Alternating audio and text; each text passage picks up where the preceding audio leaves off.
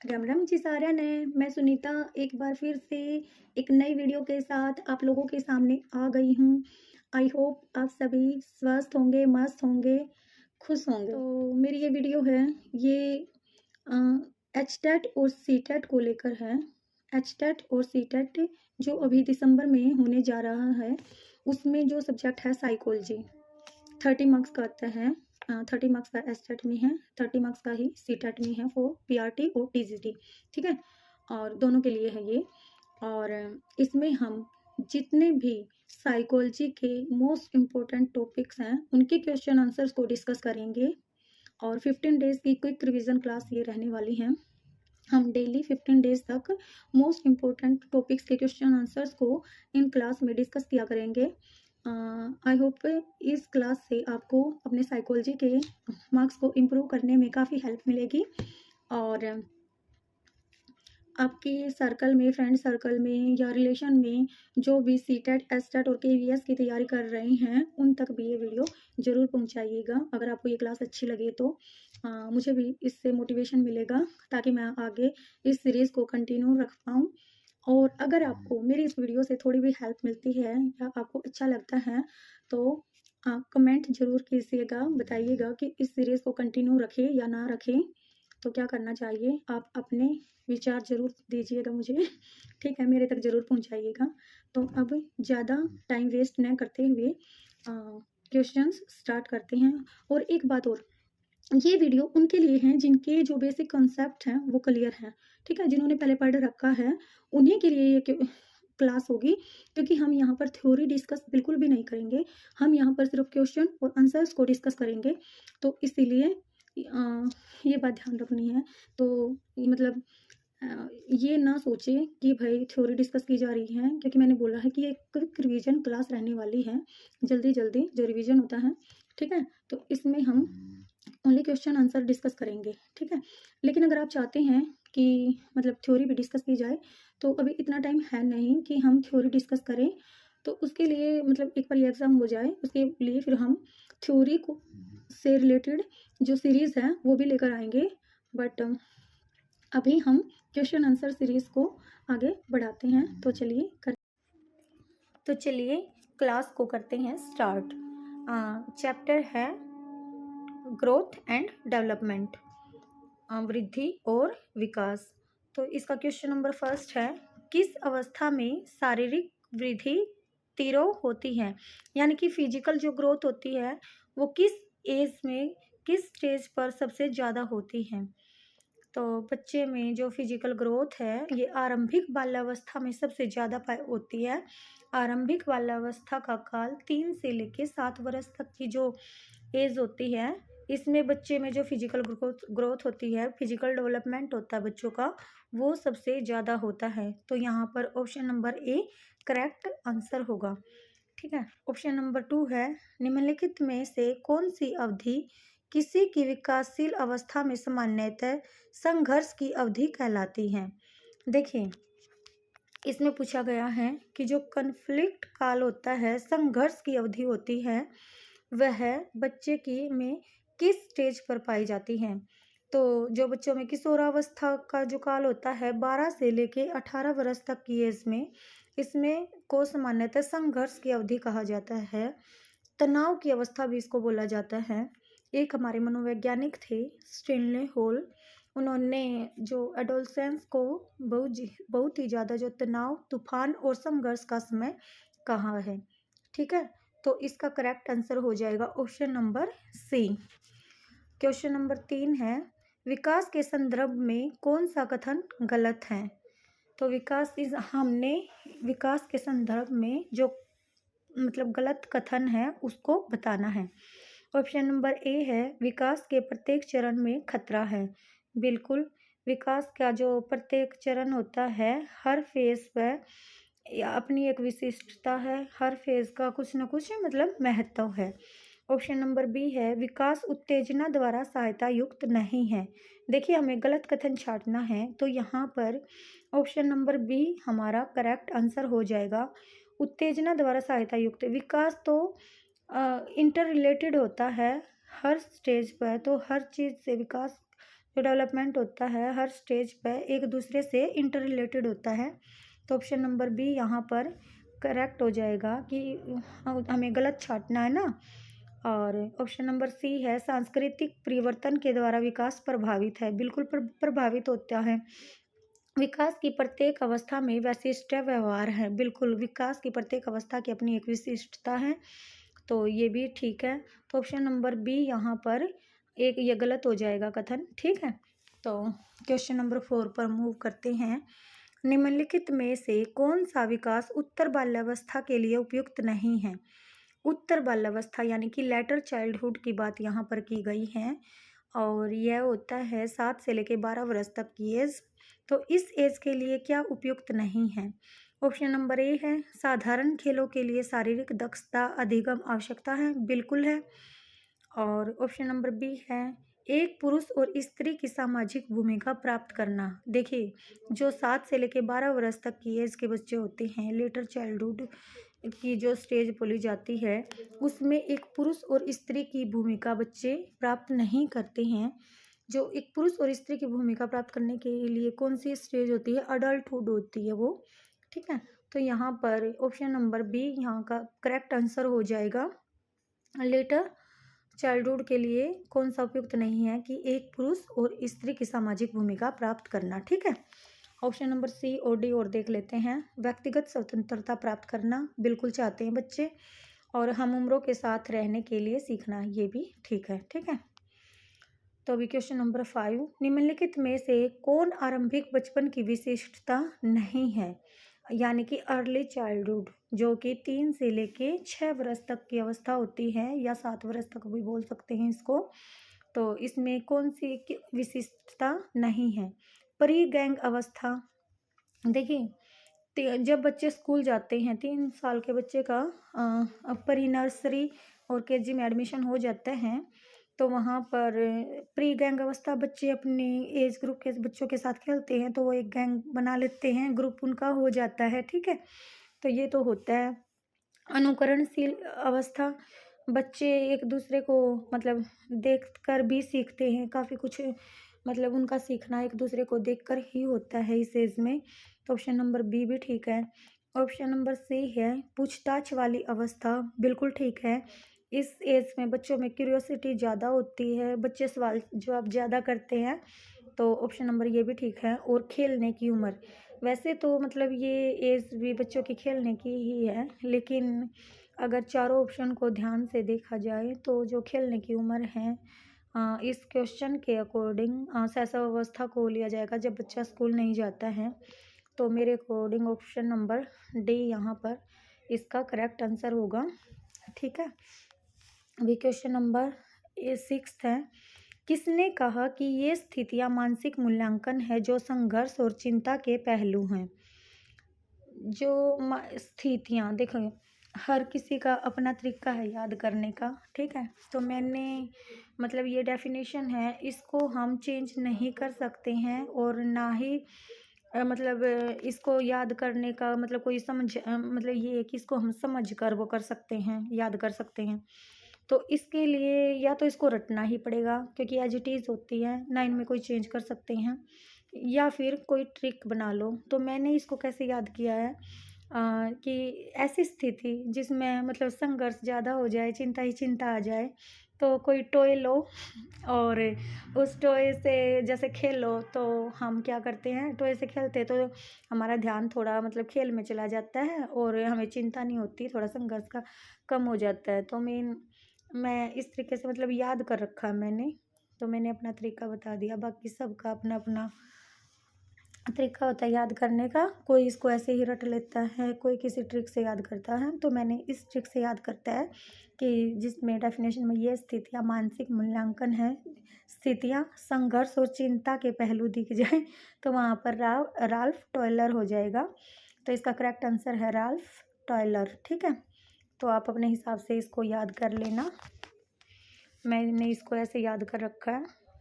तो question number 7 पर move करते हैं। औपचारिक शिक्षा या स्कूल प्रशिक्षण प्रदर्शित करता है।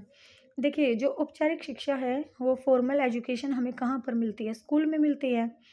तो इसके बारे में बताया गया है अध्ययन का शिक्षार्थी कार्यक्रम या अध्ययन का योजनाबद्ध कार्यक्रम। ऑप्शन नंबर सी है अध्ययन का सामूहिक कार्यक्रम और डी है अध्ययन का मौलिक कार्यक्रम। देखिए, जो स्कूल में हमें औपचारिक शिक्षा दी जाती है तो वो एक अध्ययन का योजनाबद्ध कार्यक्रम होता है, मतलब पहले से ही प्लान कर दिया जाता है हर प्रोग्राम को कि जो फर्स्ट क्लास के बच्चे हैं उनका करिकुलम क्या होगा, मतलब उनको किस लेवल तक का पढ़ना होगा या कौन उनके करिकुलम में कौन कौन सी एक्टिविटी होंगी। तो वो एक पहले से ही योजनाबद्ध कार्यक्रम तैयार कर दिया जाता है। ठीक है, तो ये एक प्लान्ड प्रोग्राम होगा। तो ऑप्शन नंबर बी यहाँ पर करेक्ट हो जाएगा। क्वेश्चन नंबर 7 का आंसर है ऑप्शन नंबर बी, अध्ययन का योजनाबद्ध कार्यक्रम। क्वेश्चन नंबर 8 है मानव विकास का अध्ययन करने के लिए आनुवंशिक विधि का उपयोग किया जाता है। देखिए, जब हम मानव विकास का अध्ययन करते हैं तो उसमें कौन सी आनुवंशिक विधि का उपयोग किया जाता है? क्षैतिज, लंबवत, क्षैतिज और लंबवत दोनों या इनमें से कोई नहीं। तो देखिए, एक है हॉरिजॉन्टल और एक है वर्टिकुलर। तो हम वर्टिकल, तो हम क्या करते हैं, जब उसका आनुवंशिक हमने पढ़ा है पहले सिफालोकोडल और प्रोक्सिमोडिस्टल। सिफालोकोडल होता है सिर से पैर की तरफ विकास, और जो होता है प्रोक्सिमोडिस्टल अंदर से बाहर की तरफ विकास। तो इसमें हॉरिजॉन्टल सिर से पैर की तरफ और प्रोक्सिमोडिस्टल अंदर से बाहर की ओर, यानी कि वर्टिकुलर। ठीक है, वर्टिकल। तो इसमें मानव विकास का अध्ययन करने के लिए क्या हो जाएंगे, दोनों का, क्षैतिज और लंबवत दोनों। ठीक है, इसका करेक्ट आंसर हो जाएगा ऑप्शन नंबर सी। ठीक है, तो दोनों का उपयोग किया जाता है। अभी क्वेश्चन नंबर 9 पर मूव करते हैं। सीमा हर पाठ को बहुत जल्दी सीख लेती हैं जबकि लीना उसे सीखने में ज़्यादा समय लेती हैं। यह विकास के डैश सिद्धांत को दर्शाता है। देखिए, इसमें बात की गई है दो लड़कियों की, एक है सीमा और एक है लीना। जो सीमा है वो पाठ को क्या करती है, बहुत जल्दी सीख लेती है, और लीना है उसको सीखने में थोड़ा समय ज़्यादा लग रहा है। ठीक है, तो ये विकास का कौन सा सिद्धांत है? ये है इंडिविजुअल डिफरेंसेस है उन दोनों में। ठीक है, व्यक्तिक भिन्नता का सिद्धांत है कि एक तो पाठ को बहुत जल्दी सीख लेती है और एक सीखने में थोड़ा टाइम ले रही है या लेट सीखती है। तो ये ऑप्शन नंबर यहाँ पर सी करेक्ट हो जाएगा, व्यक्तिक भिन्नता का सिद्धांत। ठीक है, इंडिविजुअल डिफरेंसेस उनमें है। क्वेश्चन नंबर 10 है वेट लिफ्टर यानी कि पहलवानों को आमतौर पर मांसपेशियों और शरीर को पुष्ट बनाना होता है, उन्हें किस प्रकार का आहार लेना चाहिए? तो इसका आंसर होगा प्रोटीन का। जो वेट लिफ्टर होते हैं, पहलवान होते हैं। और तो एक क्वेश्चन ऐसा भी आया था कि एक, मतलब जैसे दौड़ से रिलेटेड था कि दौड़ लगाते हैं तो उन्हें किस प्रकार का आहार लेना चाहिए, तो भी मतलब प्रोटीन इसका करेक्ट आंसर होगा। अभी क्वेश्चन नंबर 11 है विकास शुरू होता है, तो विकास हमारा कब शुरू होता है? प्रसव पूर्व अवस्था से, यानी कि पूर्व प्रसव अवस्था से। ऑप्शन नंबर ए यहाँ पर करेक्ट हो जाएगा। जब बच्चा माँ के पेट में होता है, यानी कि गर्भकाल से ही विकास होना स्टार्ट हो जाता है। ठीक है, तो क्वेश्चन नंबर 12 पर मूव करते हैं।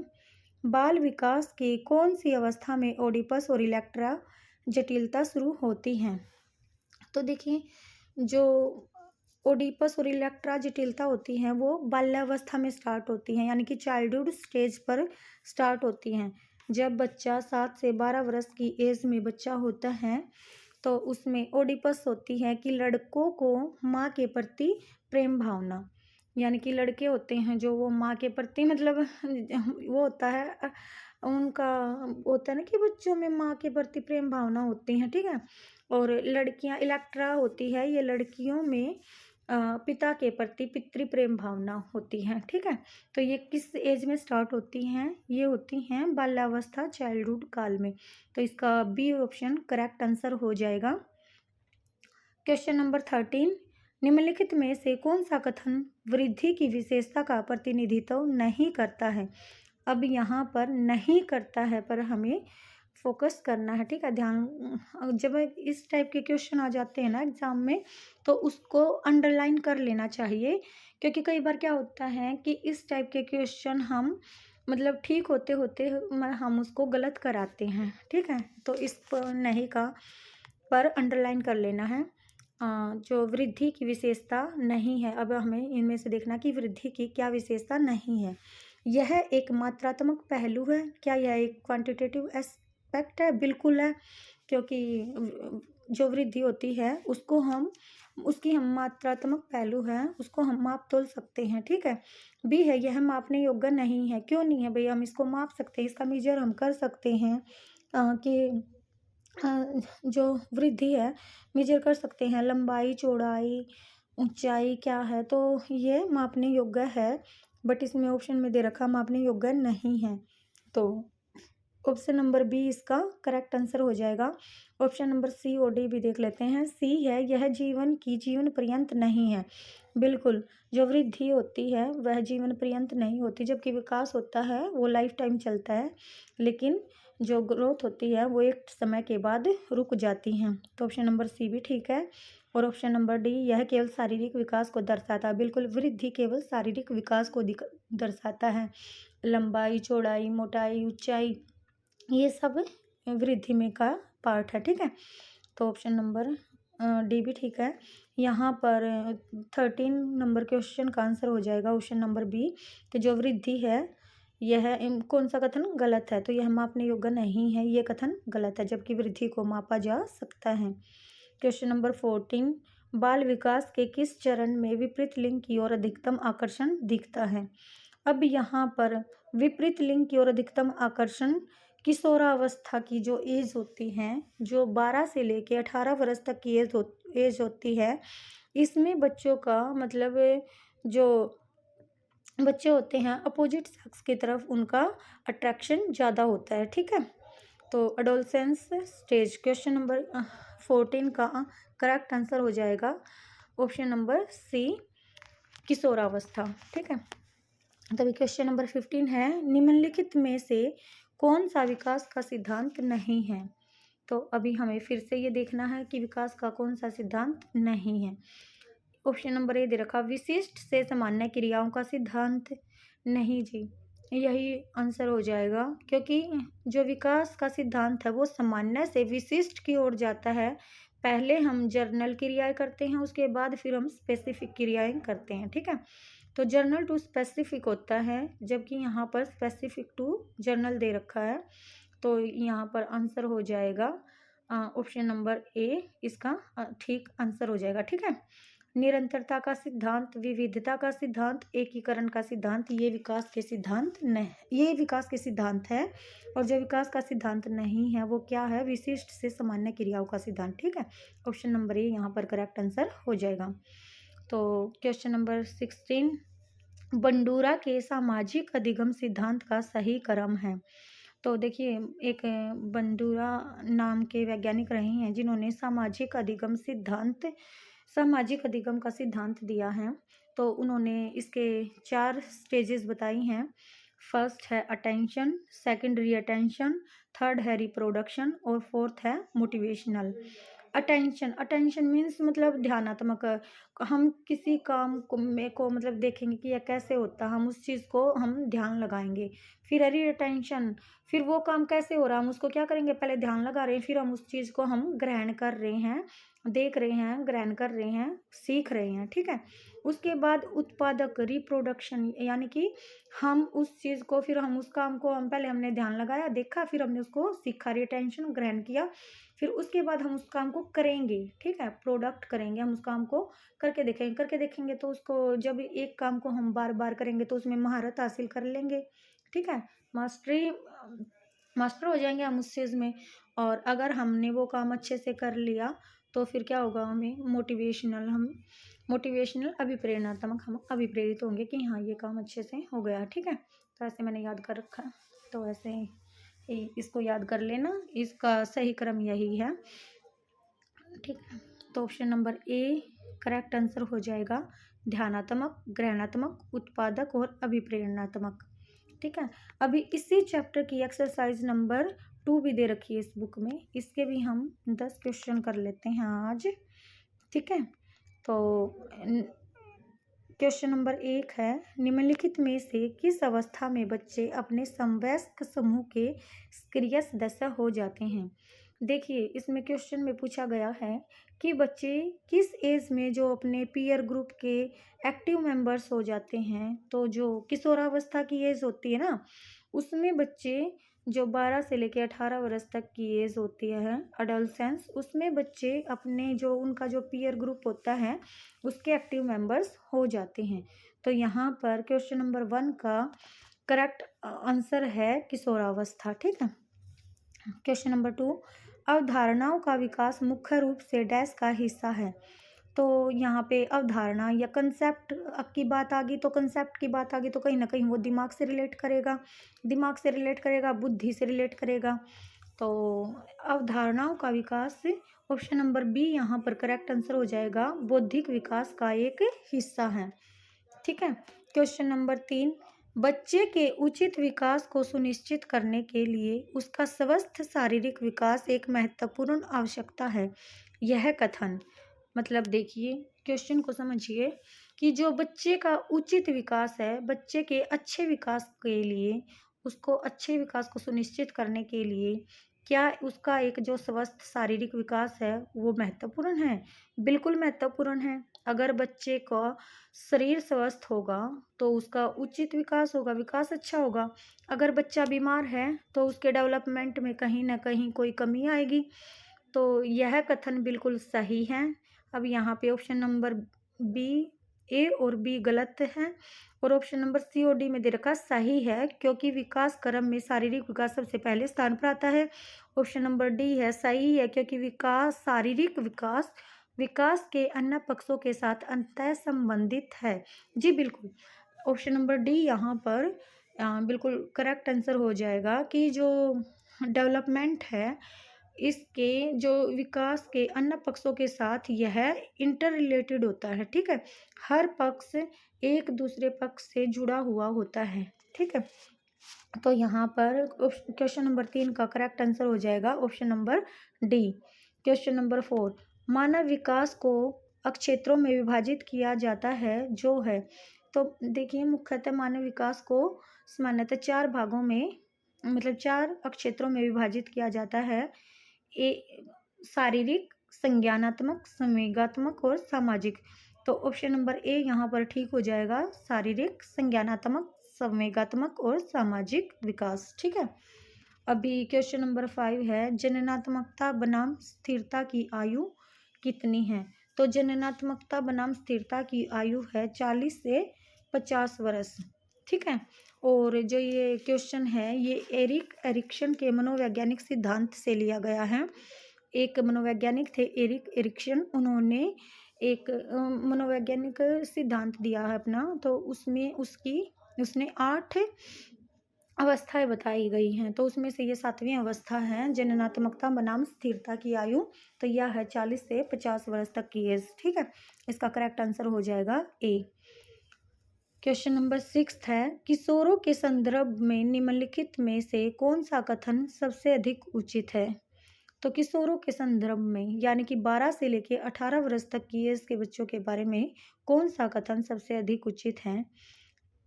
ऑप्शन नंबर ए है, संवेगात्मक प्रोत्थान की घटना बढ़ जाती है। बिल्कुल, ऑप्शन नंबर ए ही इसका करेक्ट आंसर हो जाएगा, क्योंकि जो यह एज होती है 12 वर्ष से लेकर 18 वर्ष तक की एज होती है, इसमें बच्चों में मतलब जो फिजिकल चेंजेस भी होते हैं और बच्चों को मतलब जो संवेगात्मक प्रोत्थान की घटना बढ़ जाती है बच्चों में। ऑप्शन नंबर बी, सी, डी भी देख लेते हैं। पढ़ाई के प्रति लापरवाह रवैया नहीं, ऐसा कुछ नहीं होता है।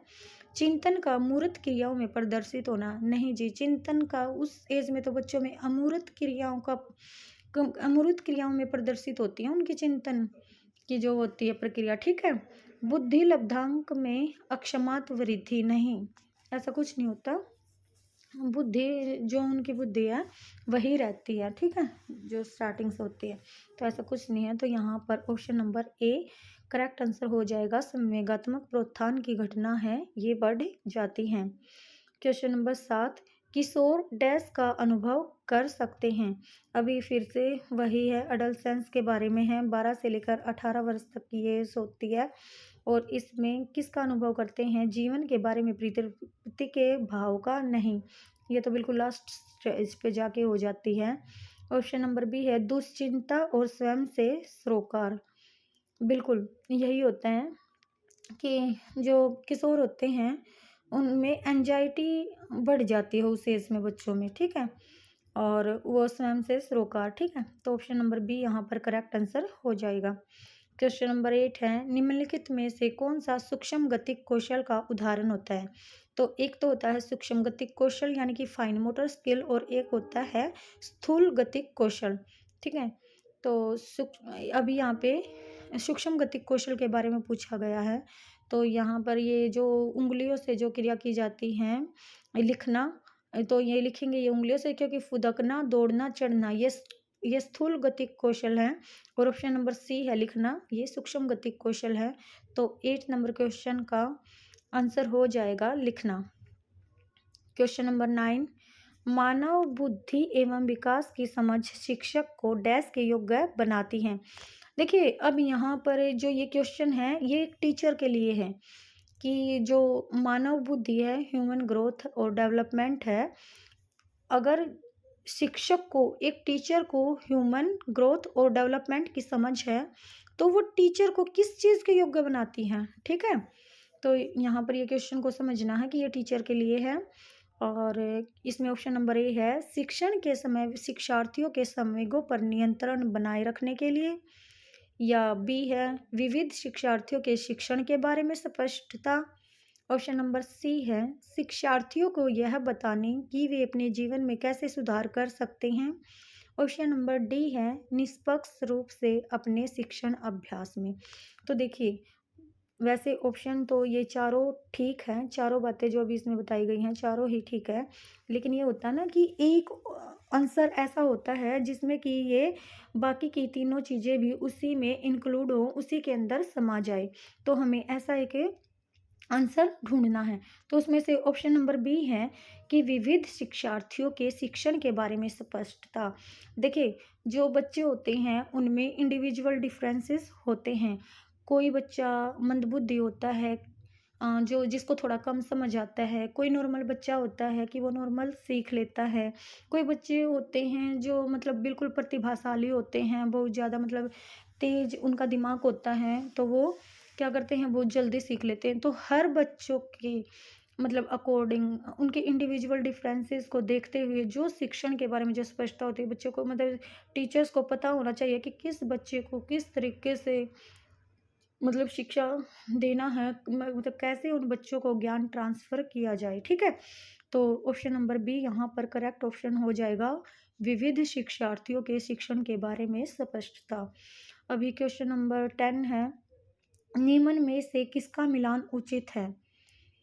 तो शारीरिक विकास वातावरण, संज्ञानात्मक विकास परिपक्वता, सामाजिक विकास वातावरण और संवेगात्मक विकास परिपक्वता।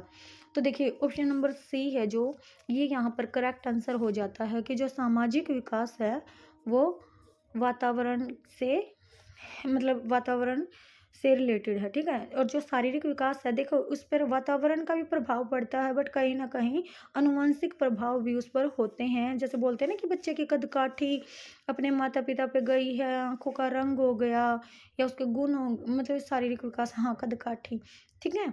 तो कहीं ना कहीं वो आनुवंशिकता का भी परिणाम है। तो सामाजिक विकास जो बच्चे का होता है वो वातावरण से रिलेटेड होता है, और तो ऑप्शन नंबर सी यहाँ पर करेक्ट हो जाएगा।